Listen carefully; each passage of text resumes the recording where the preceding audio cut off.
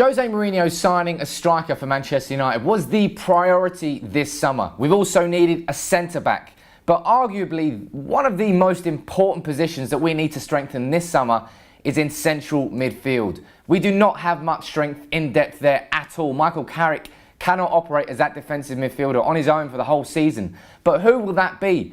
Eric Dyer, Nemanja Matic, Fabinho, or Tiemoue Bakayoko?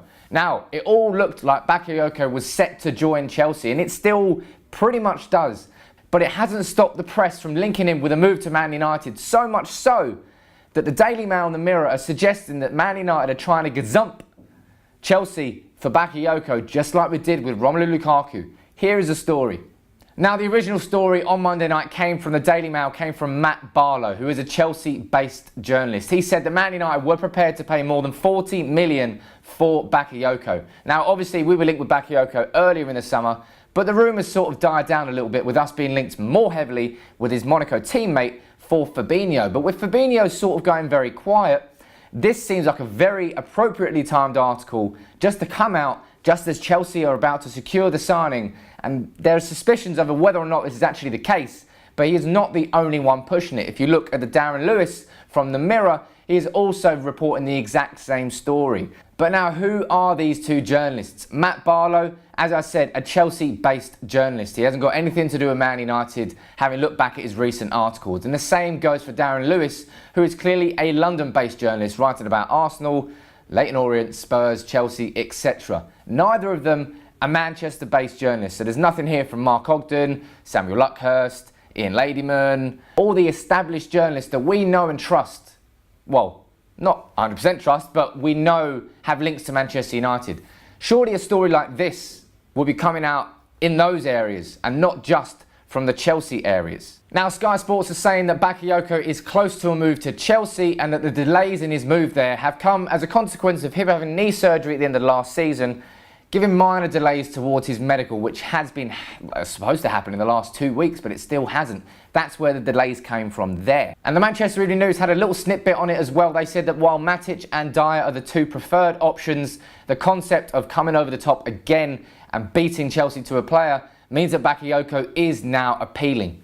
Now, Matt Law has had something to say about this. He is saying that Monaco were quite angry with Chelsea because of their payment structure, the delays in the deal, and the fact that they don't want to pay more towards the £40 million mark for the 22-year-old. And there's also a suggestion, and he points towards these claims that Man United are ready to come over the top and beat Chelsea to Bakayoko. And he has said that there is no interest from Manchester United from that respect. And he also goes on to say that Man United sources are still hopeful that a deal for Nemanja Matic can be pushed over the line, despite what happened with United, Chelsea and Lukaku. So what does this all mean? Are Man United hijacking this move for Tiemoue Bakayoko and are going to claim him just like we claimed Lukaku and bring Bakayoko to Old Trafford instead of Stamford Bridge? I don't really think so. And that's my own personal opinion on this. I think there is real credence to the theory that this is more a move from Chelsea's PR team to sort of save face. In the concept of when they do sign Bakayoko, it then looks like they've beaten Man United to the signing of Bakayoko, just like we pushed them out of the way and brought Lukaku to United. I think if Man United and Jose Mourinho did want Bakayoko, we would have pushed for him earlier this summer. I suppose the same thing could be said with Fabinho, who's been available all summer long, yet Man United have dithered and dilly-dallied, but maybe they haven't dithered at all. Maybe we just haven't been pushing for him, despite reports from Gianluca Di Marzio that we bid 45, 50 million euros for him. So, Bakayoko, I always said at the start of the summer, I would have liked to have seen him join, but all of you guys and girls convinced me that Fabinho was the more suited player for our needs this summer. And this, at the end, just before it looks like he's joining Chelsea, for me, feels more like a push from Chelsea to save face after the Lukaku deal. But maybe it's Monaco pushing it. Maybe Monaco are getting frustrated with how long Chelsea are taking, and they want to make sure that they realise that Bakayoko is not 100% destined for Chelsea and that other clubs can come in. Maybe they are using Man United in this respect. But do I think we will sign Bakayoko at this late time? I don't think so personally, but maybe you'll disagree. I mean, what options do we have? We need a defensive midfielder, a top draw defensive midfielder this summer. Bakayoko was obviously one of the options.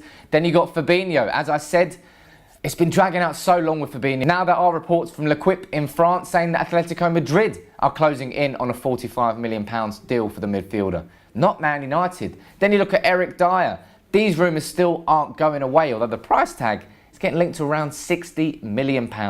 Baffling. And Matt Law says that we still want Matic. We've got Matic, Dyer, Fabinho, Bakayoko. Who is it going to be? Who do you want as that defensive midfield signing? I've got a sneaky suspicion it's Fabinho. But surely if we were going to sign Fabinho, we would have... Why haven't we been pushing it? Maybe this whole Lukaku and Morata situation has distracted Ed Woodward and he hasn't been able to concentrate on a defensive midfielder, and that's where all the focus is now that Lukaku deal is done. But which defensive midfielder do you see Man United signing? Let me know in the comments below, because we absolutely need one.